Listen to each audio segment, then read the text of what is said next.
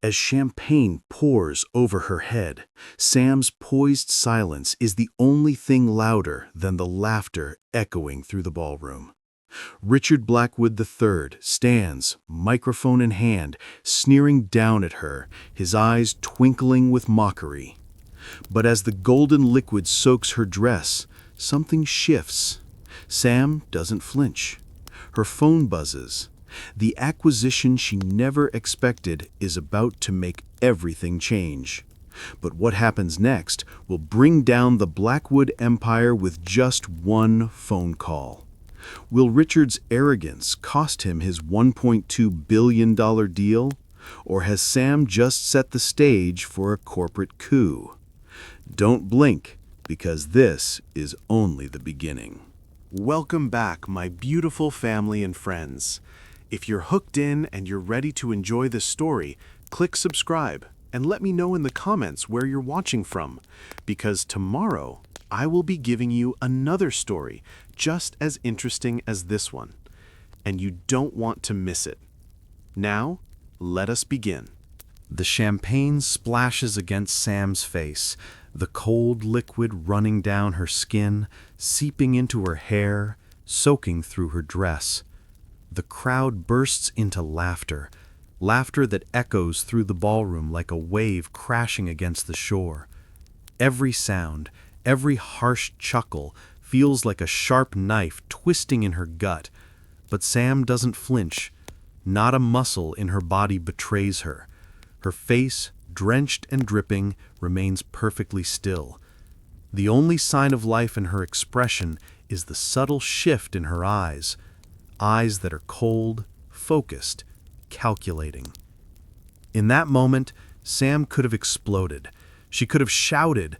She could have stormed off the stage, leaving Richard and the Blackwoods to bask in their moment of mockery. But instead, she does nothing. Her thoughts move with purpose, like a chess player calculating her next move. Stay calm, stay poised. Keep your emotions in check. This isn't about losing control, it's about regaining it. As the crowd's laughter grows louder, she focuses on the sound of her breath, steady and controlled. Every laugh is another reminder of what's at stake, of what they've underestimated. They think she's weak. They think this humiliation will break her. But Sam knows better. This is exactly what they want. This is their mistake. She wipes the champagne from her eyes slowly, methodically, as though the act itself is part of some quiet strategy only she understands. The movement is so deliberate, so composed, it could almost be mistaken for grace. She takes a handkerchief from her pocket, gently dabbing at the wet spots on her face, never breaking her calm demeanor. Sam's mind races, but her body stays rooted in this calm stillness. What's next? The questions loop through her thoughts, each one more critical than the last. She thinks of the phone call she will make soon, of the acquisition she's about to secure. This isn't just a slap in the face, it's a chessboard, and she's already 3 moves ahead. The Blackwoods don't even see it coming. Her stillness speaks louder than any outburst could. To the crowd, to Richard Blackwood, it must look like submission. But Sam knows better. She knows that her stillness is a weapon, a silent assertion of power. Her calmness, the very thing they mistake for weakness, is her most dangerous asset. Let them laugh. Let them think they've won. Because Sam Williams has already won, and they don't even know it yet. Her eyes, the ones that still remain locked on Richard Blackwood's face, tell the story. No panic, no fury, just cold, calculating resolve. If her gaze could speak, it would say, "You've made a grave mistake, Richard. You've underestimated me." The laughter continues, but in Sam's mind, the room is already spinning in a new direction. This is only the beginning. And as she stands there, drenched in champagne, her composure never cracks, not even a little. Instead, she tightens her grip on the moment, letting it grow heavier, more deliberate. Her stillness is a mirror of the storm brewing beneath the surface, calm now, but deadly later. Sam Williams knows that this isn't the end, it's the turning point. And when the dust settles, she will be the one standing tall, while the Blackwoods crumble beneath their own arrogance. Victoria Blackwood's phone screen flickers to life, the camera capturing every moment with crystal clarity. Her fingers hover over the screen for just a second, then she swipes to start the live stream. The number 0 slowly ticking upwards as she begins narrating the scene with a gleeful, almost manic energy. Her eyes sparkle with malicious excitement, relishing the unfolding drama. She's not just capturing a moment, she's amplifying it, turning a private humiliation into a public spectacle. The stream is live, and within seconds her audience grows. 5,000, 10,000, 15,000 viewers flood in, their eyes glued to her screen as Richard Blackwood III's champagne stunt plays out in real time. Victoria's voice breaks through the chaos, shrill with laughter. "You guys, this is absolutely hilarious! Look at this, she actually thought she belonged on stage." The words drip with venom, but it's the audience's reactions that make her words even sharper. She's egging them on, leaning into the moment with a twisted delight, knowing that each new comment, each shared laugh, pushes the spectacle farther into the public eye. She's become the orchestrator of her family's cruelty, turning it into a performance for her 15,000 eager viewers. Her fingers fly across the screen, responding to the comments with a mix of pride and spite. "OMG, dying laughing," one comment says. "Is she for real? Get off the stage, servant," another viewer adds. Victoria's laughter grows louder, almost hysterical now, as she reads the comments aloud, fueling the fire. "Oh my God, someone needs to call HR, LOL. Can you believe this?" She scans the flood of reactions as they come in, each one faster than the last. "Billionaire problems" flashes across the screen, another comment lighting up in her feed. It's a rush, an adrenaline high that she can't resist. With each passing second, her words escalate the mockery, amplifying it to new heights. She's not just recording, it's as if she's leading the crowd, her live stream becoming the epicenter of the humiliation. The comments start to take on a life of their own, transforming from playful jabs to harsh ridicule. "She should have known her place," one user writes. "That's what happens when people get above their station," another comments with a wink emoji.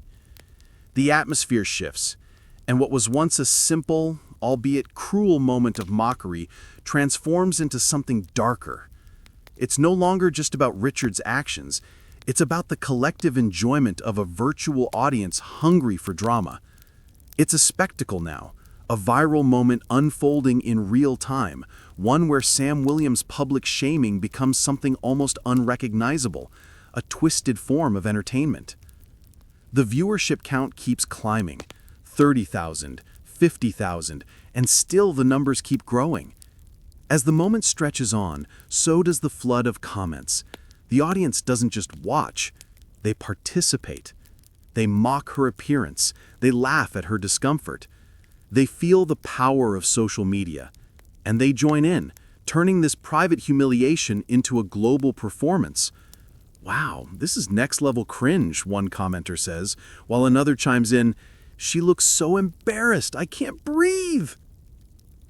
The power of social media feeds into Richard's actions, elevating them beyond the boundaries of the gala. It's no longer just a private moment between the Blackwoods and Sam. It's something that can't be taken back. Every camera flash, every comment, every laugh feeds into the growing momentum. The influence of the Blackwoods, once held within the walls of their exclusive event, now reverberates out into the world. The live stream is a megaphone, amplifying their cruelty to the farthest corners of the internet. Sam's humiliation is now a viral moment, one that will be replayed, shared, and discussed far beyond the ballroom. Victoria's fingers tap eagerly across the screen, responding to each new influx of comments with glee. But she doesn't see the shift that's happening beyond her phone. The laughter, the mockery, it's growing louder. The lines between entertainment and cruelty are blurring, and what began as a moment of arrogant control for the Blackwoods is starting to spiral. Sam's quiet composure in the face of their public assault is beginning to turn the tide. But for now, all Victoria can see is the rush of approval, the excitement of a viral moment. And as the number of viewers keeps climbing, 75,000, 100,000, Victoria can't help but grin, her words echoing through the air, the live stream becoming a spectacle in its own right. But as she revels in the virtual applause, she doesn't realize that she's pushing Sam to a point of no return, and what comes next will change everything. The gala was a spectacle of opulence, a shimmering world of wealth and influence. The ballroom was bathed in a golden glow, crystal chandeliers hanging from the high, vaulted ceilings like something straight out of a fairy tale. Each chandelier was a masterpiece, dripping with light, casting a soft golden hue across the room, reflecting off the polished marble floors. The walls, adorned with intricate gold leaf and fine velvet drapes, exuded the kind of timeless luxury that made every guest feel like they were part of something greater, something exclusive, untouchable. As guests sipped on champagne, their laughter blended with the soft clinking of crystal glasses. The air was thick with the scent of expensive perfumes and the muted hum of high-stakes conversation. The billionaires who filled the room were a sight to behold. Tall, imposing figures dressed in the finest tuxedos, glittering jewelry, and designer gowns. They mingled effortlessly, their confidence radiating with every step they took. No one looked out of place here. Each person was at the top of their game, walking with the weight of power, prestige, and an entire legacy on their shoulders. There was a subtle energy in the room, unspoken yet palpable. People moved with purpose, each conversation calculated, each handshake more of a strategy than a gesture. Business deals were made with a glance, partnerships solidified with a smile. The clinking of glasses was followed by soft laughter, the kind that only comes from those who are used to having their every desire catered to. These were the kings and queens of a world few could ever touch, and they behaved accordingly, aloof, impervious to anything outside their carefully curated world. There was an air of detachment about them, a silent hierarchy that didn't need to be acknowledged because everyone knew their place. And then there was Sam Williams. She stood at the edge of the crowd, observing it all with the quiet intensity that set her apart. In the midst of the glitz and glamour, she moved with purpose, her every step measured, her presence commanding attention without a single word spoken. Her dress, a sleek black gown that hugged her figure just right, shimmered in the light, not from sequins or flashy embellishments, but from the quiet confidence she exuded. The neckline was simple, elegant. Unlike the ostentatious gowns of the women around her, it made a statement without shouting for attention.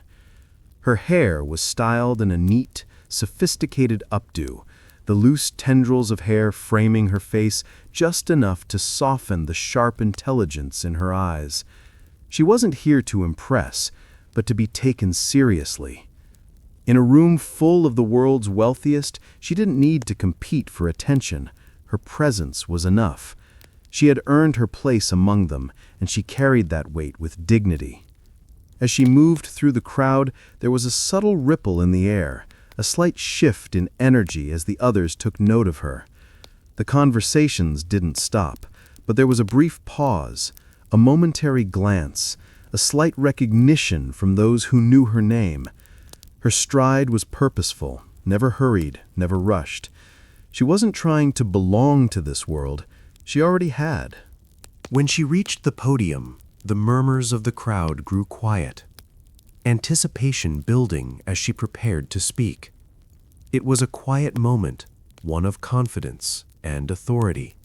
She stood tall, her shoulders back, her eyes scanning the room, pausing just long enough to take it all in. And then, with a calm, measured grace, she stepped up to the microphone. There was no hesitation, no second-guessing. Sam Williams was in control of this moment, and the room could feel it. The moment stretched, rich, powerful, and poised. The crowd waited, the subtle hum of conversation completely gone, replaced by the weight of her presence. Sam wasn't just another guest at this gala. She was the one they had all been waiting for. And in that instant, as she stood poised before the mic, every pair of eyes in the room was on her. And then everything shifted. But not yet. For now, Sam was the quiet storm, the calm before the chaos. The tension in the air was building, though no one knew it. And just as she began to speak, the room was electric with anticipation, unaware that what was about to unfold would change everything. She was about to take control of this night, and no one, least of all Richard Blackwood, could have known the storm she was about to unleash. Richard Blackwood's movements were deliberate, each step toward the podium taken with the kind of arrogance only someone who had been spoiled by generations of wealth could muster. As he approached Sam, his eyes sparkled with malicious delight, knowing that what he was about to do would shake the room.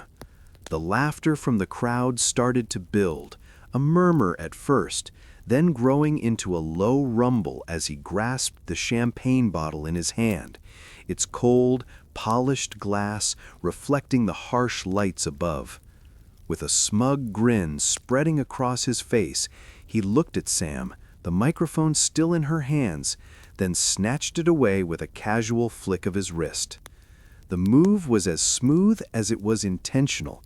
He wasn't just taking the microphone, he was taking the power. He wasn't just going to humiliate her privately. No, he was going to do it in front of everyone. Richard raised the champagne glass high, his fingers draped around the crystal stem with practiced ease. For a moment, he held it there, allowing the room to fall into a brief, anticipatory silence. The guests, all finely dressed and poised, knew exactly what was happening, and they were ready for it. He could feel their eyes on him, the weight of their expectations. They were waiting for the joke to land, for the moment to be captured in the perfect shot. And then, with a single, fluid motion, he tilted the glass. The liquid flowed out, gleaming like liquid gold in the spotlight as it splashed across Sam's face and dress.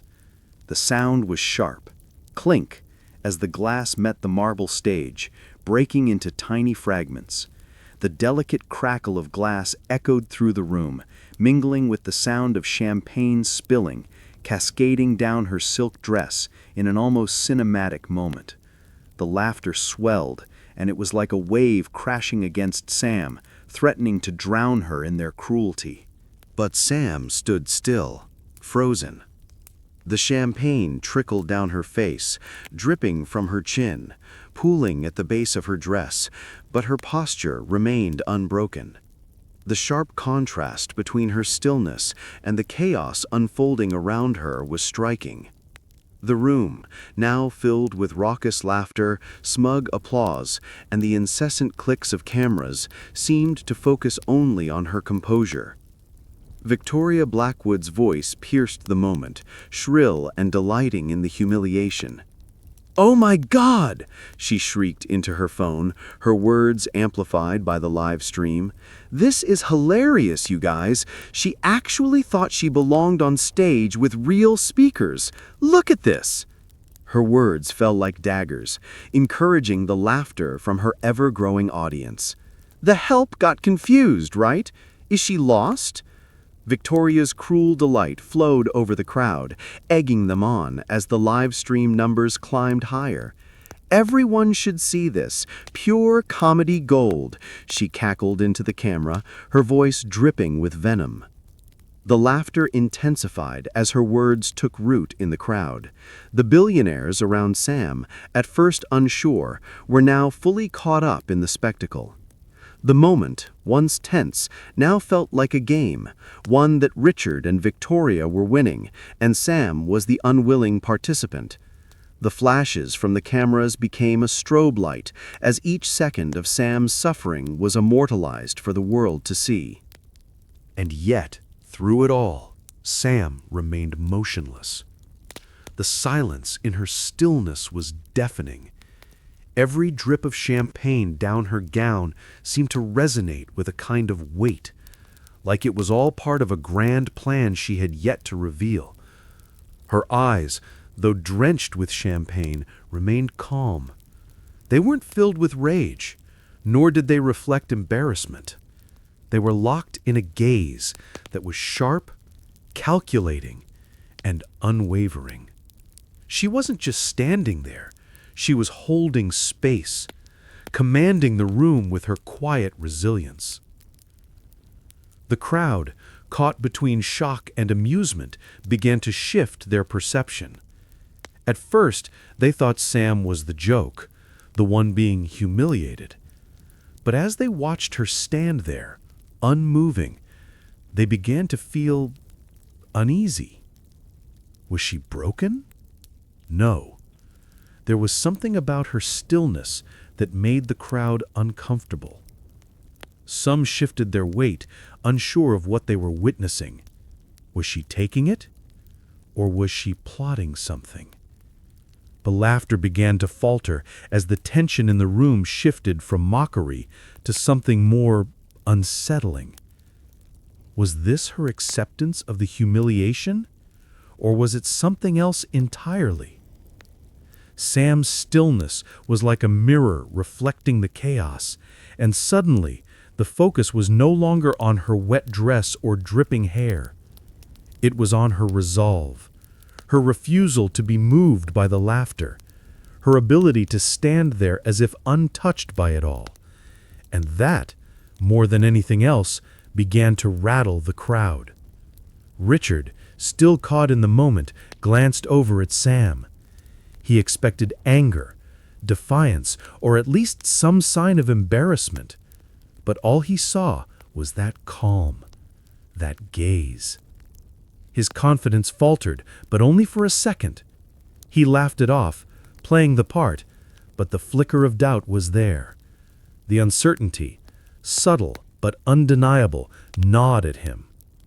What had he really done here? Had he broken her? Or had he just pushed her into a corner from which she would rise? The laughter from the crowd became a bit more uncomfortable, more strained. Some of the billionaires shifted their attention away from Sam and began to glance at each other, whispering under their breath. The spectacle that had felt so triumphant at first suddenly began to feel like something darker, something they couldn't quite place. Sam wasn't just a victim. She was still standing. And it was starting to make them wonder, what happens when you push someone like her? Thank you for sticking around with me till now, my wonderful story family. If you're already hooked in for today's story and are enjoying it, click subscribe and let me know in the comments where you're watching from. And if you won't subscribe, kindly tell us in the comment section your reason for not subscribing. We will love to know. The laughter begins to fade, slowly at first, like the tail end of a wave retreating back into the sea. The sharp echoes of cruel amusement still reverberate through the air, but the laughter has lost its edge. A faint murmur starts to rise among the guests, an undercurrent of unease that grows louder with each passing second. It's as if, in that brief moment of quiet, something changes in the room. A realization creeping in that this wasn't just another cruel joke. Something deeper, more significant was unfolding. Sam doesn't react. Not a single muscle in her body betrays the storm brewing inside her. Instead, her hand moves slowly to her pocket, fingers brushing against the cool fabric of her dress as she retrieves a simple white handkerchief. Her movements are fluid, methodical. There's no rush, no frantic gesture. The room watches, captivated, as she raises the handkerchief to her face, dabbing delicately at the champagne still dripping down her skin. Each wipe, each movement, is like a quiet statement of control. She's not wiping away the humiliation. No, she's wiping away the spectacle, the moment they tried to create. The more she moves, the more deliberate her calm, the more unsettling it becomes for the crowd. The billionaires, once so confident in their power, start to feel the faintest tremor of doubt. Was she broken? Or was she simply waiting? Sam's thoughts race, but her exterior remains unshaken. Inside, her mind is a whirlwind of clarity. This isn't a setback. This is the moment I've been waiting for. She watches the room, the guests still reveling in their hollow triumph, their laughter fading into whispers and murmurs. They think they've won. They think she's defeated, humiliated. But in truth, they have no idea what's coming. They want a show, they want power, they want control. Let them think they have it. I'm playing a different game. As the billionaires laugh amongst themselves, oblivious to the storm about to hit, Sam feels her phone buzz quietly against her hip. She doesn't reach for it immediately, knowing the power of anticipation.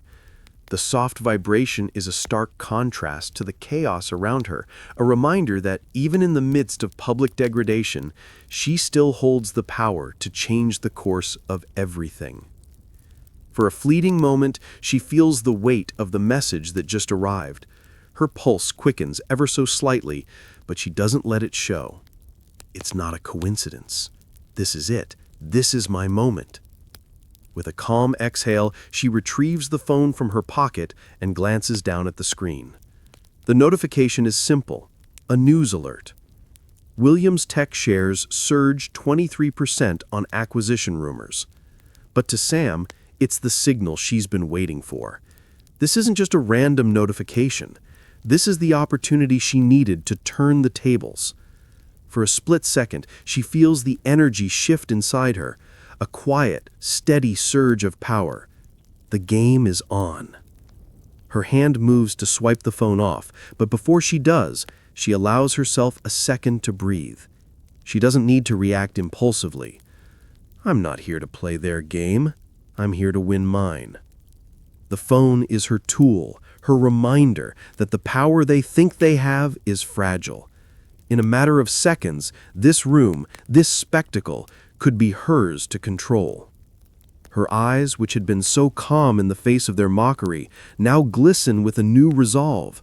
She's no longer just the victim of their cruelty. She's the one who will decide how this story ends. The billionaires around her, their laughter still filling the air, don't even see it coming. But Sam does. She's already 3 steps ahead. The soft buzz of her phone is the catalyst, the spark. It's the moment she decides that now, right now, is the time to take back control. She stands taller, the quiet storm within her beginning to rise. Her actions will be deliberate, measured, and the world will soon realize that Sam Williams was never a pawn in this game. She's the queen, and she's ready to play. The room continues to murmur, whispers now filled with questions. Some guests shift uncomfortably, the laughter having lost its warmth. They're beginning to feel it, the subtle undercurrent that something isn't quite right. What's Sam doing? It's almost like they can sense the shift, but they don't understand it. She's still standing, and she's still calm. And in that calm, there's a power they haven't yet realized. And when the moment hits, when Sam decides to act, it will feel like a thunderclap. Quiet at first, and then loud, impossible to ignore, shaking everything to its core. The champagne continues to drip down Sam's dress, soaking the silk in golden rivulets. The crowd's laughter still echoes around her, a sharp, invasive sound that cuts through the air. But Sam doesn't react. Not one muscle twitches. Not one breath escapes unevenly. Her fingers move with slow precision as she reaches for the handkerchief tucked into her pocket. The simple act of wiping the champagne from her face is performed with the quietest grace. Each movement deliberate, each touch of the fabric a quiet declaration of control. The liquid falls from her chin, a soft glisten under the ballroom lights, but she doesn't wipe it away in haste. She does it with the kind of calculated calm that makes it clear. Sam Williams isn't flustered. She isn't broken. She's focused. In that moment, her mind shifts into another gear. The humiliation they tried to force on her, the laughter, the mockery, it's no longer the primary focus. Her thoughts snap into focus, sharp and decisive. This isn't about the champagne. This isn't about the laughable stunt they just pulled. This is about what happens next. As her fingers glide over the fabric of her dress, a new wave of calm washes over her. The cool, calculated part of her takes over. They think they've won. They think they've broken me. But I've been here before. I've been underestimated before. And this time, I will use their mistake to break them. Her mind races, but not with emotion. It's strategy, pure and simple. The power is shifting. The audience, the Blackwoods, they're all still trapped in the illusion they've created. But they won't be for long. With one final dab of the handkerchief, she smooths the fabric over her dress and then slips the cloth back into her pocket. The simple, quiet act of cleaning herself off is a message. Her composure, her ability to face this moment without flinching or showing any sign of weakness, is the first step in her plan. They may have humiliated her in front of the crowd, but they've missed one key detail. Sam Williams doesn't break. She adapts. Her phone buzzes gently against her hip, its vibration soft but clear. Her fingers hesitate for only a fraction of a second before she pulls it from her pocket. She doesn't rush. There's no urgency in her movements, even though every part of her mind is calculating the impact of what's about to happen. She opens the notification. The words on the screen are simple. Williams Tech shares surge 23% on acquisition rumors. The notification isn't just news. It's her moment. The moment she's been waiting for. A surge in her company's stock. The key to flipping this entire situation on its head. Her heart beats steadily, but there's a slight shift in her pulse. A quiet surge of adrenaline. A recognition that the ball is now in her court. The timing is perfect.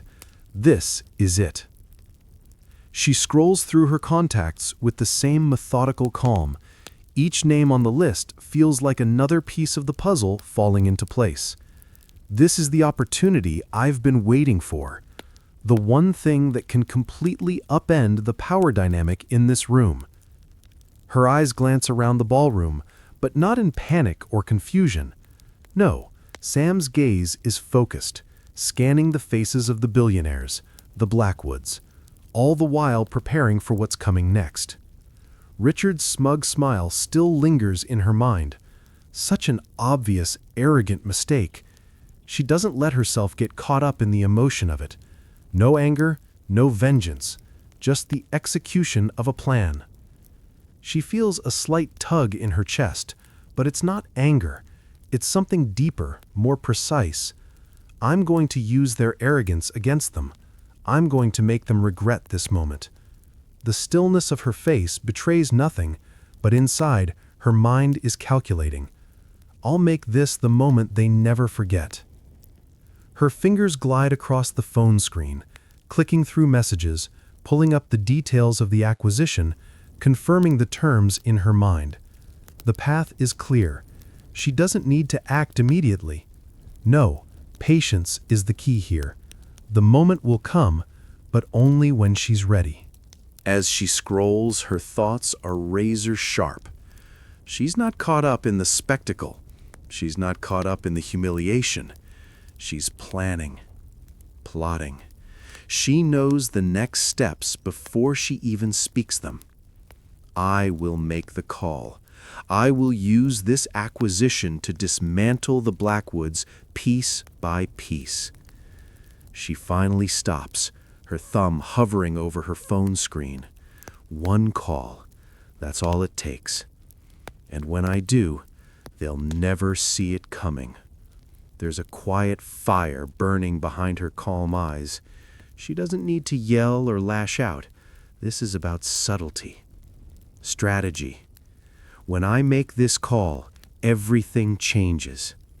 With a final glance around the room, Sam straightens her posture. She's ready.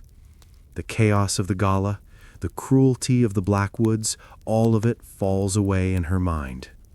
The only thing that matters now is the move she'll make next. As the laughter begins to fade into whispers, Sam's calm preparation speaks louder than anything else. She's not broken. She's not beaten. She's in control.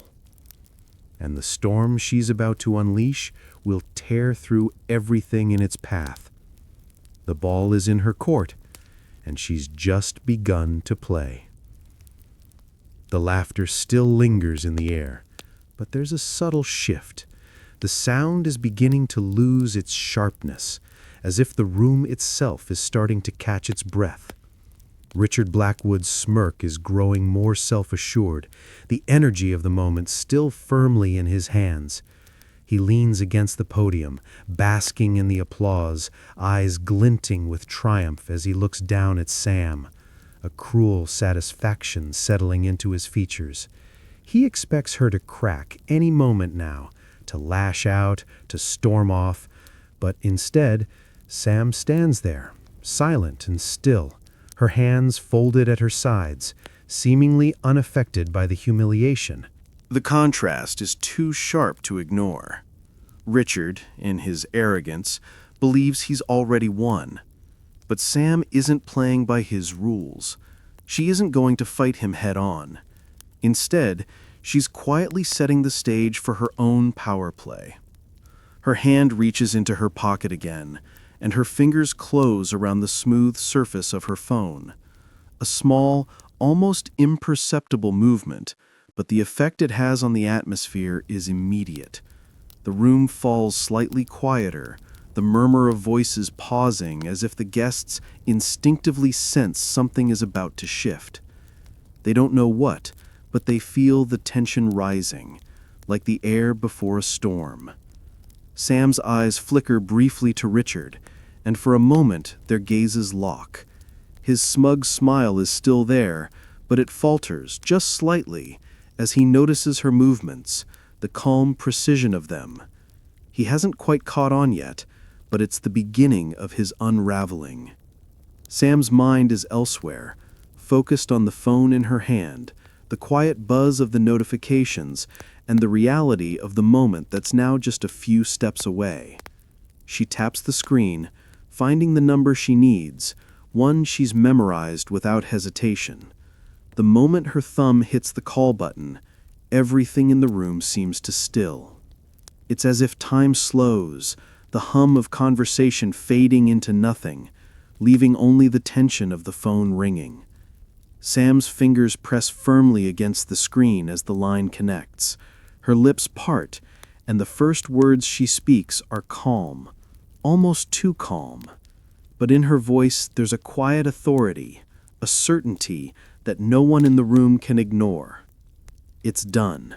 The $1.2 billion acquisition of Blackwood Industries is confirmed, she says, her tone steady and professional, betraying no hint of emotion, no sign of the storm that's about to break. The words land with a heavy weight, but Richard doesn't react immediately. He's still caught in his own world, still riding the high of his public humiliation of Sam, still basking in the validation of the crowd. He laughs, a hollow, arrogant chuckle, clearly unaware of the magnitude of what's just been said.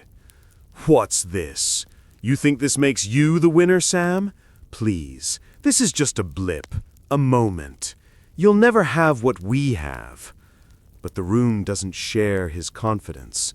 Slowly, people begin to turn their attention towards Sam. They see her calm, but they hear the words she's just spoken, and the room starts to pulse with a new energy. The billionaires, once so wrapped up in the drama, begin to exchange curious glances, their laughter cutting off as they process the implications of what Sam has just said. Richard's posture stiffens as he realizes the tone in Sam's voice isn't one of desperation or defeat. It's one of absolute control. His eyes flicker momentarily as he starts to connect the dots. Sam's demeanor is too composed, too assured. And then the weight of her words hits him like a tidal wave. The acquisition is real. Richard's hand tightens around the champagne glass, his knuckles going white. The color drains from his face as his mind races, scrambling to catch up with what just happened. He's still laughing, but it's a hollow sound now, as if he's trying to convince himself that this isn't a threat.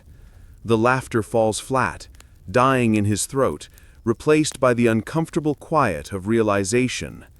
This isn't a mistake. This isn't a prank. This is real. The room follows the shift in his energy, like a ripple in water. It's subtle at first. A slight pause in the conversation, a few furrowed brows, an uneasy glance shared between a couple of guests. But it doesn't take long before the full weight of the moment hits. The laughter stops entirely. The atmosphere thickens with a palpable tension, like a rope being pulled tighter and tighter until it feels like something is about to snap. Richard stands frozen for a moment, his face a mixture of disbelief and growing panic. The crowd, once smug and confident, begins to squirm uncomfortably in their seats. The soft murmur of voices that filled the room is replaced by the strained silence of people trying to understand what they've just heard. Whispers start to grow louder as the realization spreads like wildfire. Sam Williams isn't just playing the game anymore. She's changed the rules. Richard tries to recover, his usual bravado cracking. He chuckles nervously, but the sound is thin, forced. This doesn't change anything, you know. You're still nothing compared to us," he says, his voice faltering, not as sure as it was a few moments ago. But Sam's gaze doesn't waver. Her calmness is almost unnerving. She knows what's happening now. She knows that the moment she made that call, the game shifted. She's not some victim anymore. She's the one in control. And in the silence that follows, as Richard's arrogance crumbles in real time, the crowd begins to realize it too. This isn't just another scene in the gala. This is a turning point.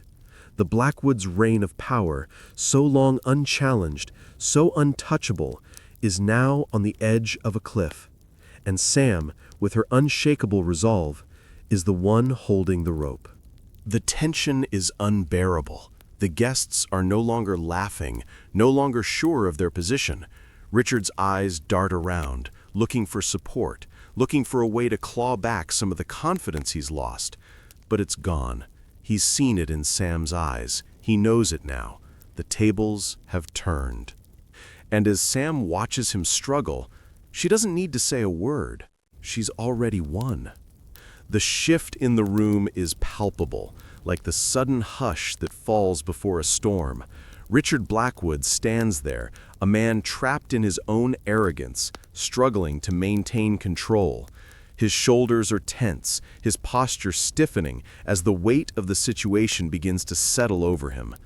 The facade he's built, so carefully crafted over the years, starts to crack beneath the pressure of Sam's unwavering composure. Sam's eyes meet his, and in that moment, the air between them thickens. There's no rush in her, no frenzy, just the quiet, calculated stillness of someone who knows exactly what's at stake and how to wield her power. She's not here to shout. She's here to claim victory. Her voice, when she speaks, is steady, so calm it almost sounds like a whisper, but with an authority that cuts through the room like a blade. "Richard," she begins, her voice firm but measured. "It's clear you've made a mistake that will cost you much more than a momentary victory." The words are simple, direct, but every syllable is loaded with meaning. As she speaks, her gaze never wavers from Richard, who is now visibly unsettled, his body language betraying the confidence he once had. He shifts his weight from one foot to another, his jaw clenched, eyes flickering nervously around the room. He's trying to hold on to the remnants of his power, but with each passing second, it slips further away. Sam takes a small step forward, and the crowd instinctively falls into silence, drawn in by her quiet confidence. The billionaires who were once laughing, those who had reveled in the cruelty of the moment, are now watching, hanging on every word she says. The dynamic has completely shifted. Richard, the man who once held the upper hand, is now reduced to a man desperately trying to keep his composure. Sam continues, her words deliberate, piercing. "You've made your point. You humiliated me. Congratulations. But let's talk about the next steps." She's calm, controlled, and with each word, her grip on the room tightens. "I want to know the terms of the acquisition. Not just the financial details, but the conditions, the restructuring, the new leadership requirements. I want them outlined, now." There's no room for negotiation in her tone. She's not asking for anything. She's demanding it. Richard opens his mouth, then closes it again, as if the words he needs to say are stuck somewhere between his mind and his lips. He tries to play it off, but the cracks in his composure are impossible to ignore. His usual bravado has vanished. The sharp confidence he carried with him moments ago has been replaced by a quiet panic, his eyes darting nervously around the room, looking for someone to back him up. But there's no one. The room has shifted entirely. He tries to salvage the situation with a weak chuckle, but it comes out hollow, forced. "Sam, you don't understand," he stammers, his voice faltering. "You think you've won, but this is just a temporary setback. I can have my lawyers—" "No," Sam interrupts, her tone still cool and unbothered. "This is not a setback for me. This is your defeat. The moment you decided to humiliate me, you sealed your fate." She steps closer, her gaze unwavering. "This is my company now. You'll follow the terms, or you'll watch it all fall apart." The crowd, once caught in the thrill of Richard's cruelty, now feels the shift, the uncomfortable tension that fills the room like smoke. Sam isn't yelling, she isn't throwing tantrums or demanding justice. No, she's doing something far more dangerous.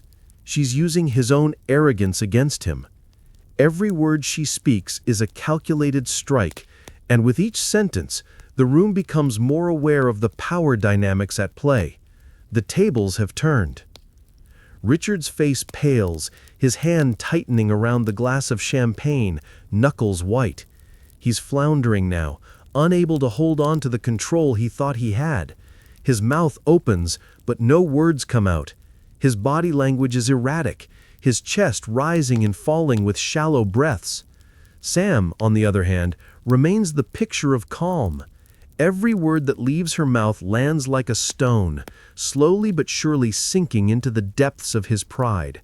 She's not reacting to his humiliation, she's acknowledging it, and in doing so, she's stripping him of his power, piece by piece. As Richard's composure continues to unravel, the crowd is no longer laughing. The uncomfortable silence stretches, thick and heavy, as the billionaires begin to sense the magnitude of what's happening. This isn't just a shift in the room, it's a change in the very nature of the event. The mockery, the laughter, it's all faded, replaced by the palpable tension of a power play unfolding in real time. They've all been so focused on Sam's humiliation, they didn't realize she was playing a far bigger game. Sam takes another step forward, her voice cutting through the silence like a sharpened blade. "I want it in writing, and I want it now," she demands, each word precise, each pause measured to perfection. Richard is now a shell of the man he once was, his eyes wide, his chest tight with the realization that his empire is crumbling right before him. The crowd watches in stunned silence as Sam stands tall, her authority undeniable. Richard's once invincible position has now been reduced to nothing more than a broken facade. He is no longer the one in control. Sam is, and the billionaires, who moments ago were content to watch her fall, are now watching her rise, unable to look away from the quiet storm that's overtaking the room. As Richard stammers, unable to find the words to recover, the room shifts again.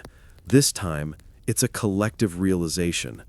The laughter is gone, the power has shifted, and Sam, standing there with nothing but calm resolve, is the one who has seized it. The billionaires begin to exchange glances, their expressions unreadable, but it's clear. Sam has not only survived this moment, she's made it hers. The tables have turned. The power is hers now. And Richard Blackwood? He's lost it all. The tension in the room thickens, becoming almost suffocating as Richard Blackwood stands there, his face flushed with a mixture of disbelief and defeat.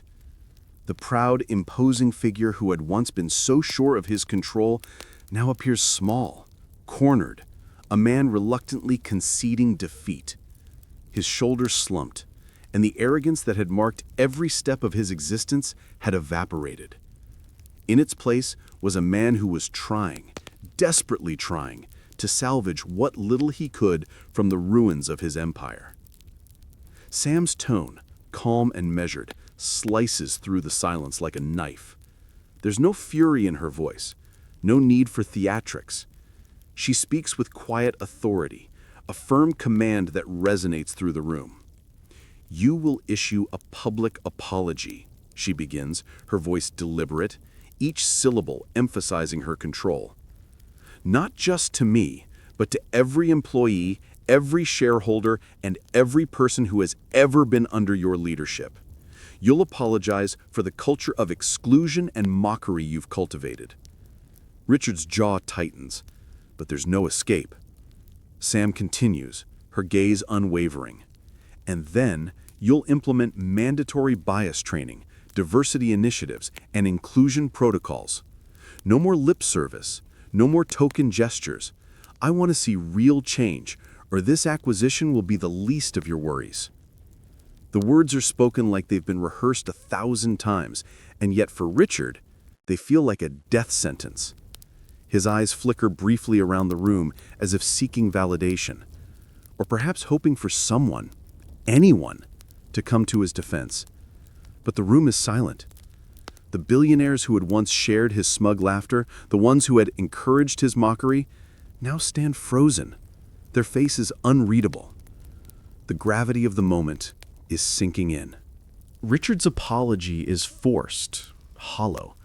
It sounds rehearsed, like a script he's being forced to read.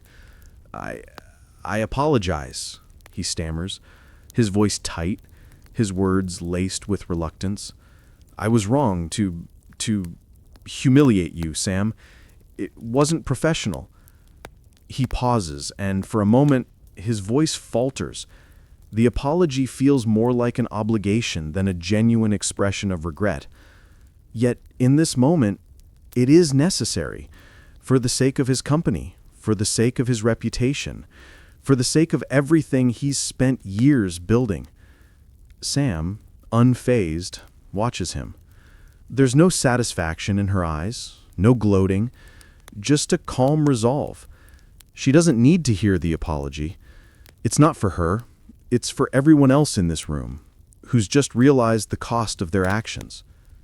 "Good," she responds, her voice still steady, unwavering. "But that's just the beginning. Your apology is empty without action, and I will hold you to that action." And with that, the room begins to change. The energy, once thick with laughter and arrogance, starts to dissipate. The whispers that had filled the air moments ago now die down, replaced by a somber realization that what they've witnessed isn't just a corporate takeover. It's the dismantling of a system built on power, exclusion, and privilege. It's the beginning of a reckoning. Sam's words hang in the air, each one a challenge, a demand for real change. The Blackwoods empire, once built on the backs of people like Sam, is now starting to crumble. Richard Blackwood, for all his wealth and influence, is standing at the precipice, realizing that the rules of his world have changed. No longer can he use his position to belittle, to mock, to control. The new world Sam is shaping is one of accountability, of fairness, and of leadership that respects all people, not just the ones at the top. The billionaires, those who had so eagerly supported Richard's callousness, now seem lost in thought, their faces clouded with doubt. The once unquestioned power of the Blackwoods is slipping away, piece by piece. The weight of their actions, their mockery, their arrogance, has been too much for even their vast empire to bear. Sam has forced them to face the consequences of their actions, and they are feeling it now, in real time, in front of an audience they can no longer manipulate. Richard's posture has changed entirely. His shoulders are slumped, his earlier smugness replaced with defeat. His eyes meet Sam's briefly, but there's no more challenge in them. There's only resignation. He knows she's won. He knows that the cost of his arrogance will be far higher than he ever anticipated. The room, once filled with self-assured power, is now filled with an uncomfortable silence as Sam's quiet strength continues to reverberate through the space. She is no longer the target of mockery. She is the one who has redefined the narrative, and everyone in that room can feel it. The billionaires who once reveled in their superiority now exchange uneasy glances, realizing that Sam has not only regained control, but set a new precedent, one that demands integrity, accountability, and respect. The Blackwoods, who had long been untouchable, are no longer the symbols of power they once were. The weight of their arrogance has caught up with them, and Sam Williams is the one who has brought them to their knees. As Richard's forced apology hangs in the air, the realization hits. In the world of corporate dominance, arrogance is a fragile armor, and those who wield it recklessly will eventually fall. Sam has not just won this battle, she has set the stage for a revolution in corporate behavior. The Blackwoods' legacy is forever altered, and the empire they built on arrogance is now teetering on the brink of collapse. This moment will be remembered, not just as a corporate takeover, but as the moment that reshaped the entire industry, shifting the balance of power into the hands of those who understand that true strength lies not in domination, but in integrity and accountability. As the room settles into stunned silence, Sam stands tall, her eyes scanning the crowd. The storm has passed. The new world is just beginning. The ripple of Sam's calculated move spreads like wildfire across the corporate landscape, its shockwaves reaching boardrooms and shareholder meetings, reshaping the very foundation of how business is done. What had begun as a humiliating spectacle for her, a cold, deliberate humiliation orchestrated by Richard Blackwood, becomes, in the days and weeks that follow, a seismic shift in corporate America. It's not just a victory for Sam, it's the birth of a new era in corporate accountability. In the immediate aftermath of the gala, news outlets everywhere are buzzing. The incident, once perceived as a private clash of egos, is now a global conversation. Sam's composed response to the Blackwoods' mockery is being hailed as a masterclass in strategic thinking, and her quiet power becomes a symbol of how true leaders respond to adversity. No longer is corporate America focused solely on profits and power. Now, there's a new consideration, one that takes the full measure of leadership, accountability, integrity, respect. Inside boardrooms, the impact of Sam's actions is palpable. CEOs and executives who once flaunted their power with impunity now find themselves questioning their own practices. Corporate strategies are reevaluated. Leaders are rethinking their company cultures and asking hard questions about their treatment of employees, their accountability to the public, and their commitment to diversity and inclusion. The Blackwoods, once the shining example of wealth, privilege, and untouchable authority, are now the cautionary tale of what happens when arrogance, mockery, and exclusion become the foundation of a company. No one in corporate circles is immune from this lesson. The Blackwood incident, with Sam standing resolutely at its center, becomes a case study for business schools across the globe. It's dissected and discussed, studied for the powerful messages it carries about leadership in the 21st century. At first, the focus is on the spectacle, how Sam endured the mockery without flinching, how her calm demeanor made her a beacon of strength. But quickly, it shifts to the core of her actions, her strategic genius in using the moment to turn the tables on her adversaries. The calculated way she took control of the situation, using her intellect and calm authority to secure a $1.2 billion acquisition, becomes the centerpiece of countless leadership seminars. Within months, Sam's example ignites a transformation in how companies view diversity and inclusion. Major corporations, once resistant to changing their leadership practices, begin to implement new standards. These aren't just token gestures, these are mandatory shifts in how companies operate. Corporate policies are overhauled. Diversity training becomes non-negotiable, not as an afterthought or a checkbox to tick off, but as a core part of the company culture. Inclusion becomes a strategic priority, a metric that now influences everything from hiring practices to executive appointments. Sam's actions echo in the halls of Fortune 500 companies. Corporate leaders, now realizing that arrogance and exclusion can no longer be tolerated, begin to introduce meaningful changes. New initiatives are launched, mentorship programs for underrepresented employees, leadership training for women and minorities, and sweeping policies to create a more diverse workforce at all levels. Even the Blackwood family, once above reproach, is forced to reckon with the changes Sam has sparked. Richard Blackwood's initial resistance to the new power dynamics crumbles as his company faces public pressure to follow through on their promises of reform. Sam's move, calculated, deliberate, and coldly executed, becomes a global movement for change. Social media is flooded with discussions about accountability, corporate responsibility, and the moral obligations of leadership.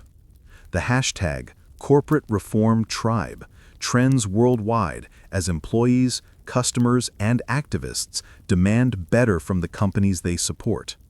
Sam's quiet strength, her ability to turn a personal attack into a corporate revolution, becomes a rallying cry for those who have long been silenced, for those who have long been excluded from positions of power.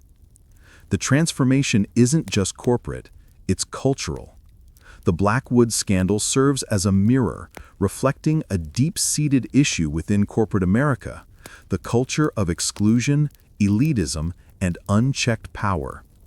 Sam's decisive action shatters the glass ceiling of corporate arrogance, showing the world that even the most powerful can be toppled not through anger or violence, but through strategic intellect, calm authority, and unyielding integrity.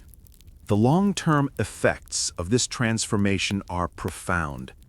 Major corporations begin to not only acknowledge their role in perpetuating systems of power, but also take meaningful steps toward correcting the imbalances they have created. These changes aren't just cosmetic. The very fabric of corporate governance begins to evolve.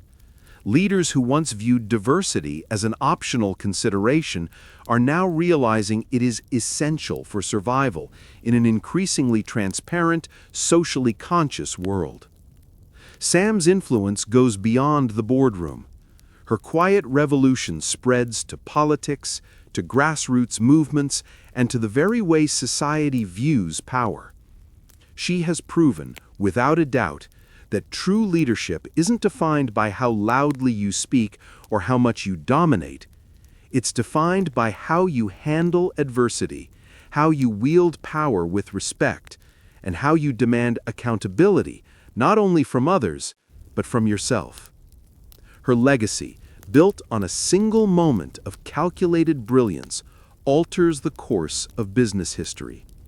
The Blackwoods, who once stood as pillars of unchecked privilege, are now a footnote in the story of how corporate America was forever changed by one woman's quiet strength. Sam Williams' name is now synonymous with integrity, intelligence, and a relentless pursuit of justice.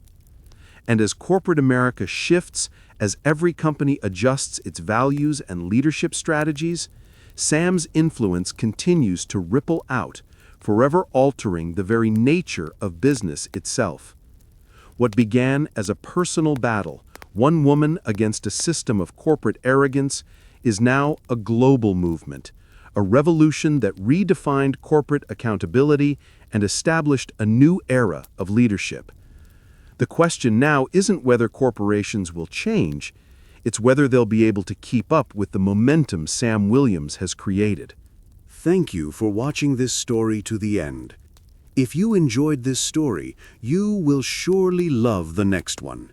It's as crazier and more intriguing as you can ever imagine, so do check it out. Click on the image showing on your screen right now to watch the next one.